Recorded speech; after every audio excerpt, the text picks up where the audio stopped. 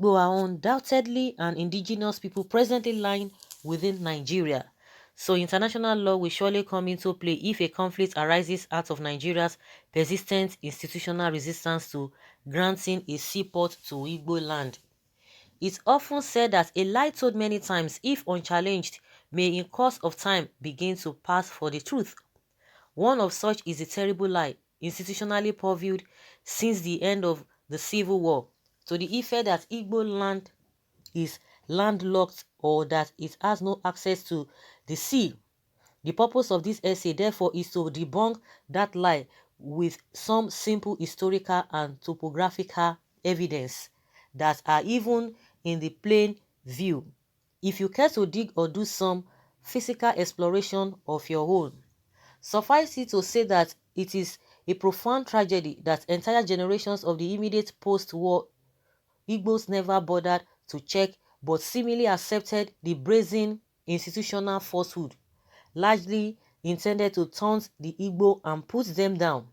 A few that knew it to be false just didn't care anymore. That history was banned since the end of the Civil War made it worse, plus the fact that most people don't take physical geography that serious anymore. Otherwise, they would have known that Abia, Imo, and Anambra states have varying short-distance paths to the Atlantic Ocean through Imo, Azumiri, and Niger rivers. It is not really rocket science, as you can easily confirm this if you know how to read Google Earth or conquer your fear of swamp snakes and walk through these areas on foot. There are also many other hardly explored waterways and slithering tributaries, including the remote reaches of Oguta Lake and Ose Aqua River in Ihiala, Imo State, that meandered through Igbo Delta wetlands to the southeastern ends of the Atlantic waterfront.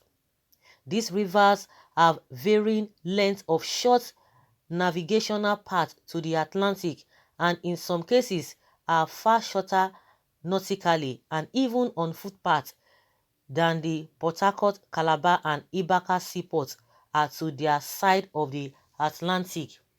Many of these pathways, including particularly the ones from the outer reaches of Imo and Azumiri rivers, terminate at the Atlantic at no more than 15 to 30 nautical miles to the beachhead. To put it in a lay language, 1 nautical mile equals 1.8 kilometers. Thus, the contiguity of southeast, not even the greater Igbo land, to the Atlantic is less nautical miles than the Atlantic is to the seaports in Calabar, One, Ibaka, Lagos, and Port Harcourt. If you discount the territories excised from Igbo land during state creations and the damnable boundary adjustments, it will be far less. So be sure, Ikwere land or Igwocha, which bears the greater portions of the Port Harcourt seaport, was dredged up to 50 miles to the Atlantic front through the Bonny River.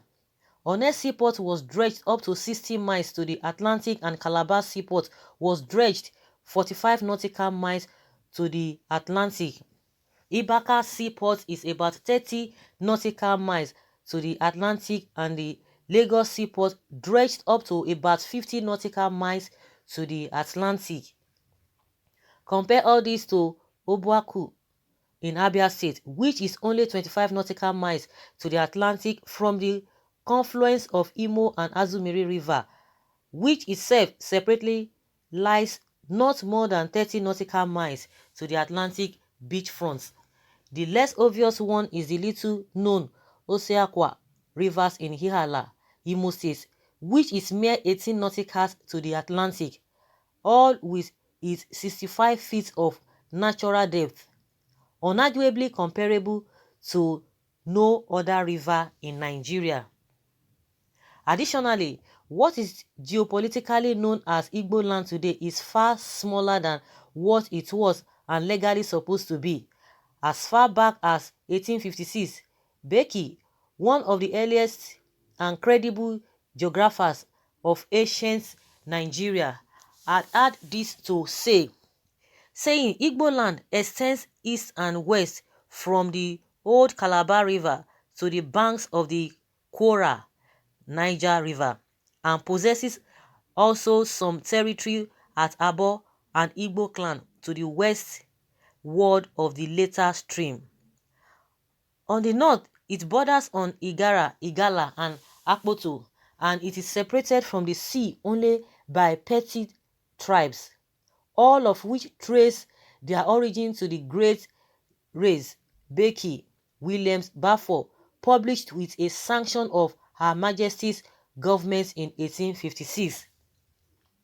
But with that infamous post-war abandoned property policy and the egregious institutional injustice in boundary adjustment and the widespread anti-Igbo gerrymandering, Igbos physically and psychologically lost their vested ancestral lands, all to the point of not caring anymore about their historical contiguity to the Atlantic, which their ancestors beheld and called the Great Sea.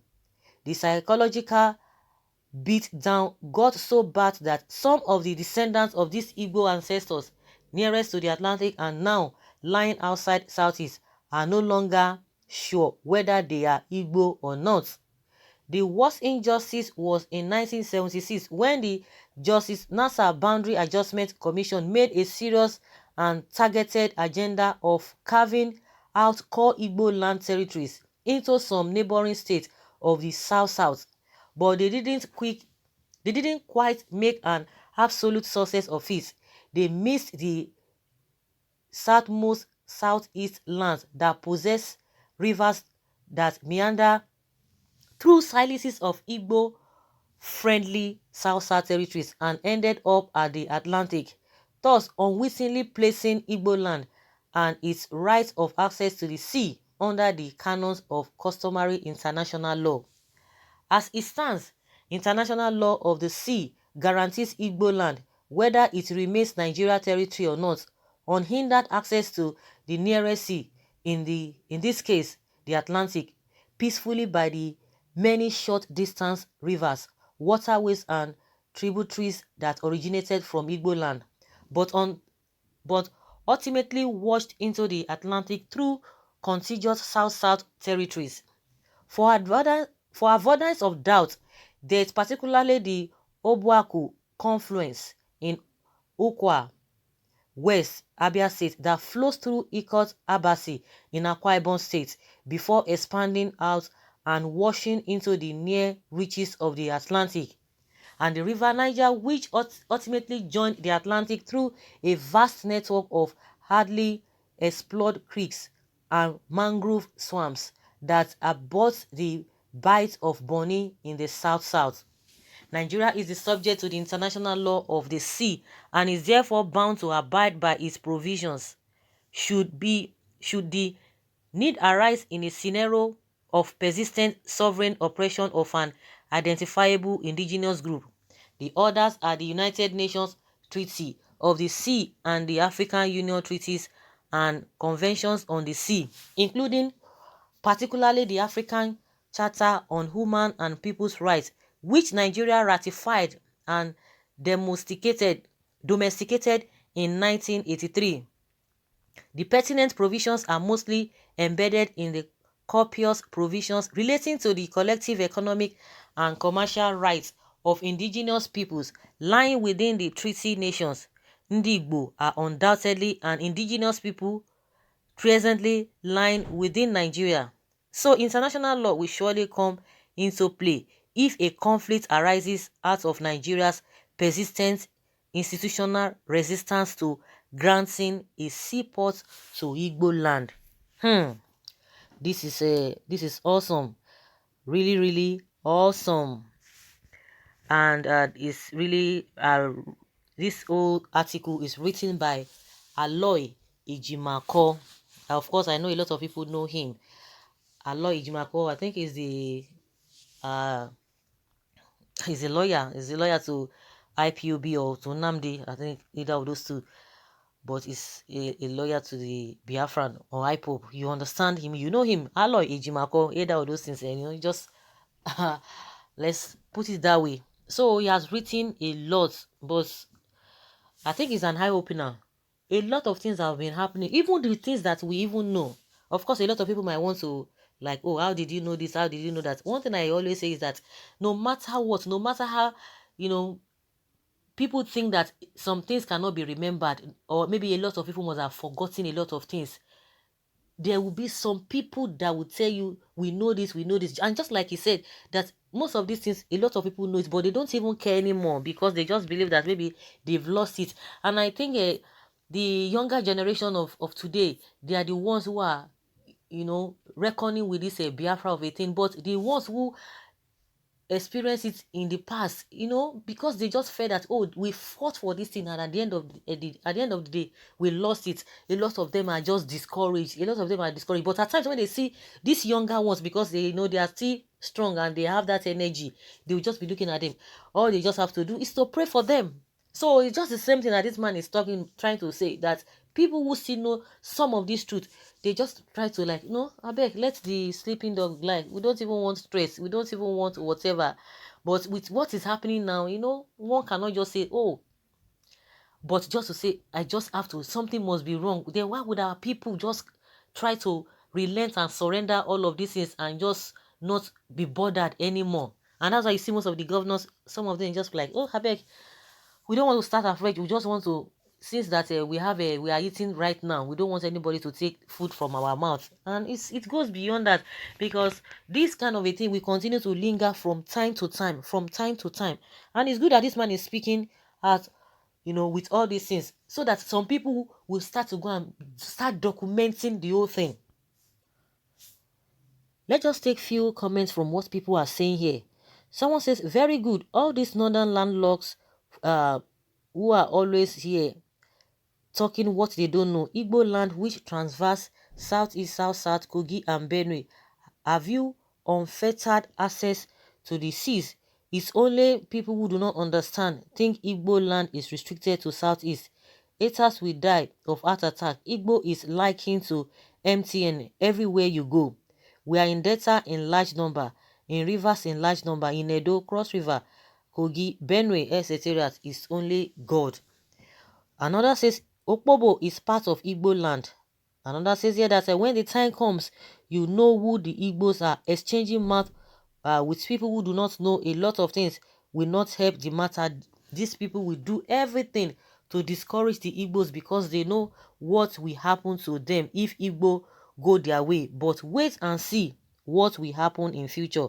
Another says, I've always laughed at people that erroneously think that Southeast at presently constituted is landlocked. You should have let this information remain part of our secret as a people. But having revealed it, let the mockers know that Igbo land is richly endowed in all areas. So guys, let us hear your opinion concerning this. Leave your comment below and let's have your take. Thank you.